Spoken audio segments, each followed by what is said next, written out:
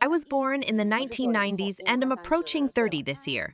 Currently, I'm in debt, owing over 1 million renminbi.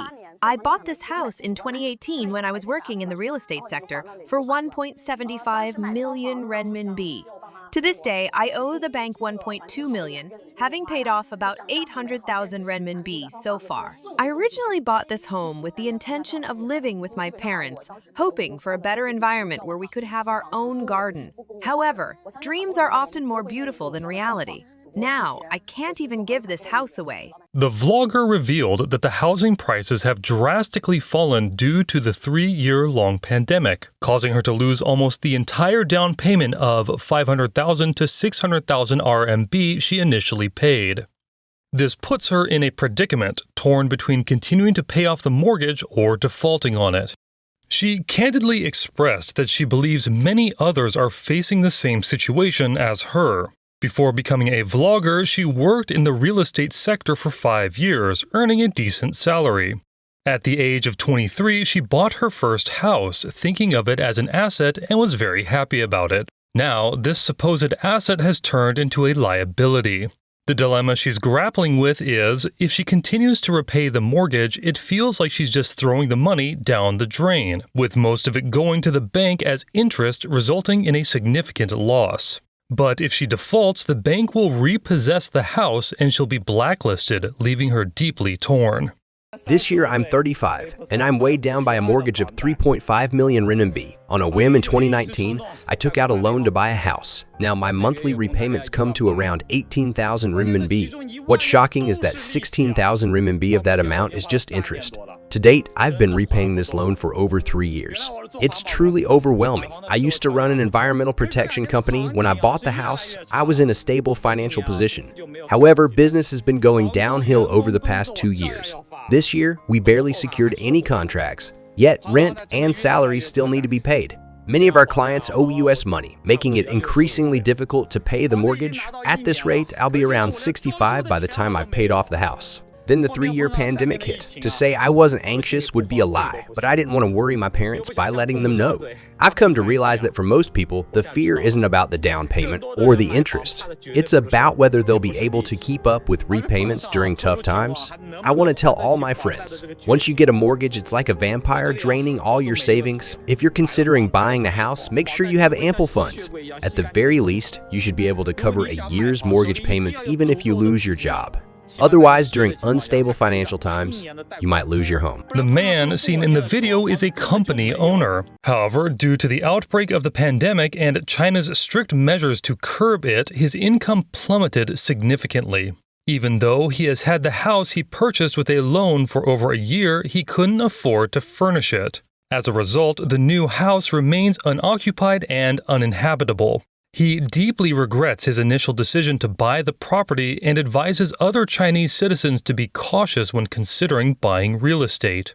I initially owned 2 properties. However, seduced by the rapid rise in housing prices, I got greedy and thought I'd make a quick fortune by speculating in real estate. I went on to purchase 3 more homes, but little did I realize that this investment would backfire. In the video, the young man explains that when he bought the 3 properties in 2019, he hardly had any money and took loans to finance the purchases. At the time of his purchase, housing prices were soaring. He had heard a saying among property speculators, quote, "You pay 30% for a house and the bank covers the remaining 70%. If the bank isn't scared of falling house prices, why should you be?" This convinced him that the housing prices would never drop. He believed that even if they did, he could sell the properties without incurring significant losses. However, he later realized how wrong he was. Buying those properties turned out to be the beginning of a nightmare for him. The man revealed that he had spent over 5 million yuan in total on the 3 properties, each measuring around 130 square meters and priced at 12,000 yuan per square meter. He made a down payment of 1.5 million yuan and borrowed the remaining 3.5 million from the bank with a 20-year loan term. Including principal and interest, the total amount owed was 6.8 million yuan. Adding loans from previous property purchases, his total debt amounted to 8 million yuan. This translated to monthly payments exceeding 50,000 yuan, or the equivalent of 600,000 yuan annually. Furthermore, he had other debts borrowed from friends and family, adding another 200,000 yuan to his yearly obligations, making it a total of 800,000 yuan he had to pay back each year. Despairingly, he mentioned the enormous pressure he felt, exacerbated by the pandemic, which affected his business adversely and reduced his income. Unable to keep up with the monthly mortgage payments, his properties were at risk of foreclosure. Banks incessantly harassed him for repayments. In desperation, he decided to sell one of the properties. To his dismay, the property market had tumbled from 12,000 yuan per square meter to just 8,000 yuan. Even at a significant loss, no one was willing to buy his 1.8 million yuan property for even 1 million yuan. When factoring in the interest already paid, his losses were staggering, amounting to around 70%. Unable to repay his loans, the bank took legal action against him. Over 4 years, he had only managed to pay back less than 500,000 yuan on the principal amount, still owing the bank over 6 million yuan. To make matters worse, his properties were auctioned by the court, fetching a mere 4.3 million yuan, leaving him still in debt by over 2 million yuan. Adding to the financial losses from the past 4 years and the difference in property value, he faced a total loss of 10 million yuan. His credit reputation was also tarnished by the bank. He warned everyone against reckless property speculation and expressed immense regret. I've made up my mind to default on the mortgage. The house, which I bought for 580,000 renminbi, is now worth just 300,000 renminbi. Every month, I pay 2,400 renminbi towards the mortgage and will need to do so for another 25 years. The house's market value is only 300,000 renminbi, but I still owe over 700,000 renminbi. I've decided to stop paying and let the bank do as it sees fit. I'm planning to rent a place to live. A real estate agent from Zhengzhou introduced a local residential area where property prices had fallen the most. Located within the third ring of the Jinshui district in Zhengzhou, this residential complex built in 2004 now had properties going for 5,000 yuan per square meter. The apartment we're currently in is on the 5th floor of this 7-story building. I've just learned a startling fact. The owner of this apartment is being sued by the bank, presumably for defaulting on their mortgage. I had a conversation with the owner earlier. He bought this place at its peak in 2018 for over 1.3 million renminbi. Now, its maximum value is just a little over 700,000 renminbi. Given that he took a loan of over 900,000 renminbi, even selling the property wouldn't cover the bank's dues. That's probably why he chose to default. This paints a bleak picture of the current state of secondary housing in Jingzhou. There are many such homes in default and numerous homeowners compelled to make this tough decision. The agent lamented that it was truly a pity.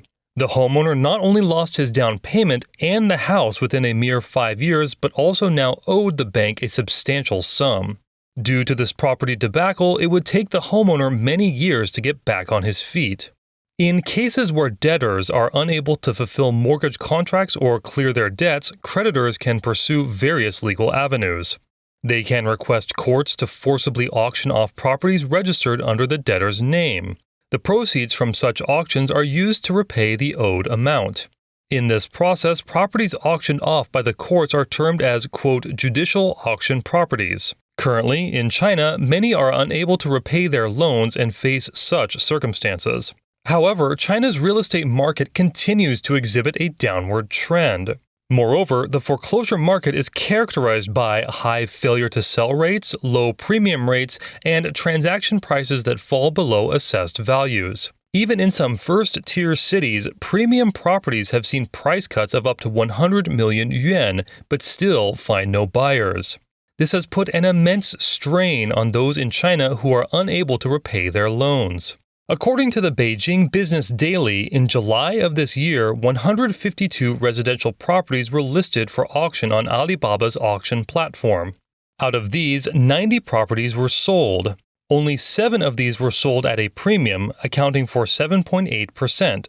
4 were sold at their assessed value, which is 4.4%. And 79 properties were sold below their assessed value, which is an overwhelming 87.8%. Most of these transactions took place during the second round of auctions. The report states that failed auctions are now the most realistic portrayal of China's foreclosure market. In July, 62 properties on Alibaba's auction platform failed to sell with a rate of 40.8%. One luxury property located in the Tongzhou district of Beijing with an assessed value of approximately 246 million yuan saw no bidders in the first auction. In the second auction, the starting price was lowered to 138 million yuan, a reduction of more than 100 million yuan from the assessed value. Mr. Min, a Beijing resident, said, quote, "Yesterday I was watching a property. It's about 100 square meters with a starting bid of 6.85 million yuan. But you need to deposit 700,000 yuan to participate in the auction. Nobody deposited the money, which means no one participated. Property prices keep falling sharply, and ordinary people are largely waiting and watching. People have come to realize that the property market is just a bubble."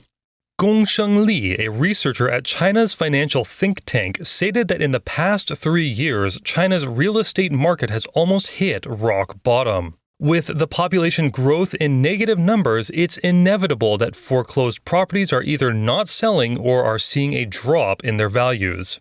Gongsheng Li further analyzed, quote, "All real estate companies in China are building houses on debt, especially in the last 3 years. The property market has almost hit its lowest point. Many companies that previously contributed to China's real estate miracle have even gone bankrupt. Under these circumstances, can real estate auctions find a way out? In recent years, China's population growth has been negative. So who are these properties being sold to? Getting a good deal now might be challenging for at least the next 5 to 10 years.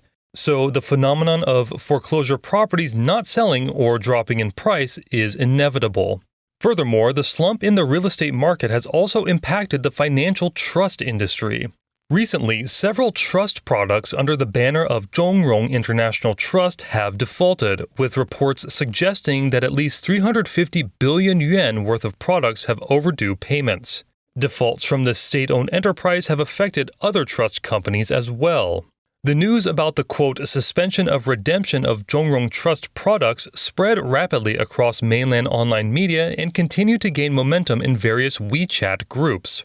This stirred a new wave of panic among investors, leading them to spontaneously organize multiple rights protection groups. In recent years, the proportion of Zhongrong Trust's real estate business have been steadily increasing. Data cited by the Shenzhen Business Daily shows that from 2017 to 2020, the percentage of trust assets invested in real estate was 6.6%, 11%, 17.7%, and 18% respectively. As of the end of June 2022, Zhongrong Trust's ongoing real estate business amounted to 79.3 billion yuan. Some real estate-related projects have been delayed, and the debt crisis may be one of the primary reasons for the company's financial distress. According to Business Insider, China's economic growth, production, and trade have not been as robust as in the past, even showing signs of deflation. This is a particularly alarming signal for a heavily indebted China. Strategists from JP Morgan warned that if Beijing doesn't address the imbalances in the real estate market and the financial sector, China could face the same risks Japan encountered in the 1990s, coupled with an aging population issue. Roberts, a researcher at the think tank Atlantic Council, said that many of Beijing's problems stem from politicizing the economy. The Communist Party's involvement in businesses has hampered productivity, frightened the private sector, and reduced the appeal to foreign investment. Quote, "Many businesses now feel that China is not the market of the future," he stated. Data indicates that foreign investment in China hit a 25-year low in the second quarter. Furthermore, the real estate industry, which accounts for 25% of GDP, is facing crises, adding more strain to the economy. Following Evergrande, Country Garden is on the brink of defaulting on 2 US dollar bonds. Internal and external pressures resulted in China's Q2 GDP falling below expectations. Other challenges weakening China's position include declining birth rates, an aging population, rising education costs for children, and waning confidence in the economy. Reports suggest that from an unstable, debt-ridden real estate market to anti-business policies and demographic issues, a series of challenges indicate that the next decade for China will be fraught with difficulties. If no financial or demographic reforms are undertaken, economic growth over the next 10 years might hover around 3%.